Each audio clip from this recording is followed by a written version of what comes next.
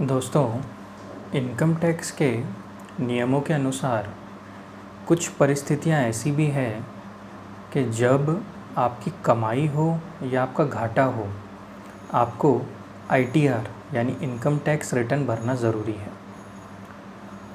तो उन परिस्थितियों के बारे में जानिए। पहला, अगर आप एक व्यापारी हैं और आपका फाइनेंशियल ईयर में टर्नओवर 60 लाख से ज़्यादा का है। फाइनेंशियल ईयर से मतलब है 1 अप्रैल से लेकर 31 मार्च के बीच। अगर आपका टर्नओवर 60 लाख रुपए से ज़्यादा है तो आपको इनकम टैक्स रिटर्न भरना ज़रूरी है, चाहे आपकी कमाई हो या आपका घाटा हो। अब कुछ लोग इसमें सोचेंगे कि भैया 60 लाख रुपया अगर टर्नओवर है तो कमाई तो होगी ही। तो हाँ, हो तो अच्छी बात है, पर कुछ परिस्थितियाँ ऐसी होती है, जैसे उदाहरण के तौर पे मान लीजिए कोई अगर ऐसा व्यापारी है जिसने अगर 90 लाख रुपए का माल ख़रीदा था और वो माल उसका बिक नहीं रहा है और फिर उसको समझ में आया कि ये माल तो उसको सस्ते में बेचना पड़ेगा, वरना कुछ समय बाद इस माल के दाम और घट जाएंगे। तो वो व्यापारी क्या करेगा? अब वो 90 का माल है और 90 का माल है, मान लीजिए वो 65 लाख में बिकने वाला है, तो उसको 25 लाख रुपए तो घाटा होने वाला है। तो वो माल उसको 25 लाख रुपए घाटे में बेचना पड़ेगा। पर इस स्थिति में डिपार्टमेंट आपका 25 लाख घाटा नहीं देखेगा, आपका 65 लाख का टर्नओवर देखेगा। ठीक है, तो इसका मतलब आपकी सेल्स 65 लाख रुपए है, तो भले ही आपने 25 लाख रुपए घाटा खाया हो तो भी आपको आईटीआर यानी इनकम टैक्स रिटर्न भरना ही पड़ेगा। दूसरी परिस्थिति, अगर आप एक प्रोफेशनल हैं, मतलब आपका कोई पेशा है, पेशा जैसे कि मान लीजिए आप कोई एक डॉक्टर हैं, या आप एक वकील हैं, या आप एक इंजीनियर हैं, या आप एक आर्किटेक्ट हैं, या आप एक चार्टर्ड अकाउंटेंट हैं। मतलब आपका कोई खुद का ऑफिस है और आप प्रैक्टिस कर रहे हैं, आप लोगों को कंसल्टेंसी या सर्विसेज दे रहे हैं, और आपको जो रिसिप्ट मिली है, मतलब आपको आपके जो क्लाइंट से पैसा मिला है साल भर में, फाइनेंशियल ईयर में। देखिए, साल भर मतलब इनकम टैक्स में फाइनेंशियल ईयर है, आपका 1 जनवरी से दिसंबर वाला कैलेंडर ईयर नहीं है, फाइनेंशियल ईयर। तो जब भी साल भर बोलूँ आप समझ लीजिए फाइनेंशियल ईयर। और आपका साल भर में अगर पेशे से आपको 10 लाख रुपए से ज़्यादा मिले हैं तो भी आपको आईटीआर भरना मैंडेटरी है।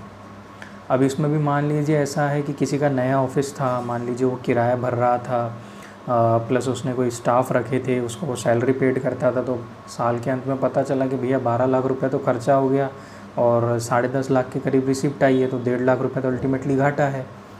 तो इस केस में भी भले ही आपका 1.5 लाख रुपया घाटा हो, पर आपको इनकम टैक्स रिटर्न यानी आईटीआर भरना ही पड़ेगा, क्योंकि आपकी प्रोफेशनल रिसिप्ट्स 10 लाख से ज़्यादा है।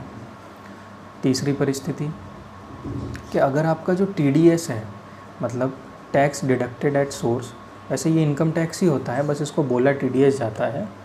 अगर आपका इनकम टैक्स साल भर में 25,000 रुपये डिडक्ट हुआ है, 25,000 या उससे ज़्यादा डिडक्ट हुआ है, तो भी आपको इनकम टैक्स रिटर्न भरना मैंडेटरी है। अब ये जो 25,000 की लिमिट है, ये 60 साल तक के लोगों के लिए है। मतलब अगर आपकी उम्र 60 या उससे ज़्यादा है तो आप सीनियर सिटीज़न में काउंट हो जाते हैं। तो सीनियर सिटीज़न में ये लिमिट 50,000 है। मतलब अगर आप सीनियर सिटीज़न नहीं हैं और आपका 25,000 या उससे ज़्यादा का टीडीएस कटा है तो आपको आईटीआर भरना ज़रूरी है। और अगर आप सीनियर सिटीज़न हैं और आपका टीडीएस 50,000 या उससे ज़्यादा कटा है तो आपको आईटीआर भरना है। चौथी बात, सेविंग्स अकाउंट। अगर आपके सेविंग्स अकाउंट में 50 लाख या उससे ज़्यादा के ट्रांजैक्शन हैं तो भी आपको आईटीआर भरना मैंडेटरी है।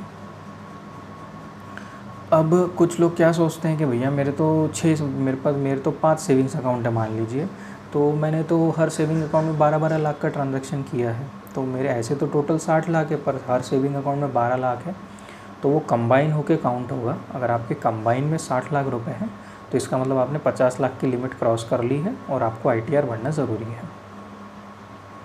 और कुछ लोग और ज़्यादा होशियार होते हैं। वो कैसे होते हैं? मान लीजिए वो पिछले सालों से आईटीआर भरते आ रहे हैं और इस साल उनकी इच्छा है कि उनको आईटीआर नहीं भरना है और उनको 50 लाख की लिमिट पता है, तो उनके मान लीजिए 3 लाख रुपए तीन सेविंग्स अकाउंट मान लीजिए उनके। अब 3 सेविंग्स अकाउंट मान ली, 2 सेविंग्स अकाउंट में 20-20 लाख के ट्रांजैक्शन है और 1 सेविंग्स अकाउंट में 15 लाख के ट्रांजैक्शन है, तो ट्रांजैक्शन हो गए 55 लाख के। अब वो जो होशियार आदमी तो क्या सोचता है कि भैया मैं तो 2 ही अकाउंट ITR में शो करता था, तीसरा अकाउंट तो मैंने कभी शो ही नहीं किया इनकम टैक्स में। ऐसे भी लोग रहते हैं, क्योंकि मैं खुद एक प्रैक्टिशनर हूँ, मुझे पता है ऐसे भी लोग रहते हैं। तो अब ऐसा भैया ऐसा नहीं है, आपके जितने भी सेविंग्स अकाउंट है सब पैन और आधार से लिंक्ड है, और जो चीज़ पैन और आधार से लिंक्ड है इसका मतलब आपका डेटा कहीं ना कहीं उनको एक्सेसिबल है, ठीक है। तो आपके जितने भी सेविंग्स अकाउंट है, चाहे आप उसको ITR में शो कर, पहली बात हर सेविंग्स अकाउंट शो करना चाहिए, पर कुछ लोग ऐसे होते हैं वो हर सेविंग्स अकाउंट दिखाते नहीं है, पता नहीं क्यों, क्या कारण है। हर सेविंग्स अकाउंट शो करना चाहिए, और अगर आप शो नहीं भी कर रहे हैं तो आप गलत कर रहे हैं, और इसके अलावा भी वो ट्रेसेबल है, ठीक है। तो ये मैंने आपको 4 परिस्थितियाँ बताई।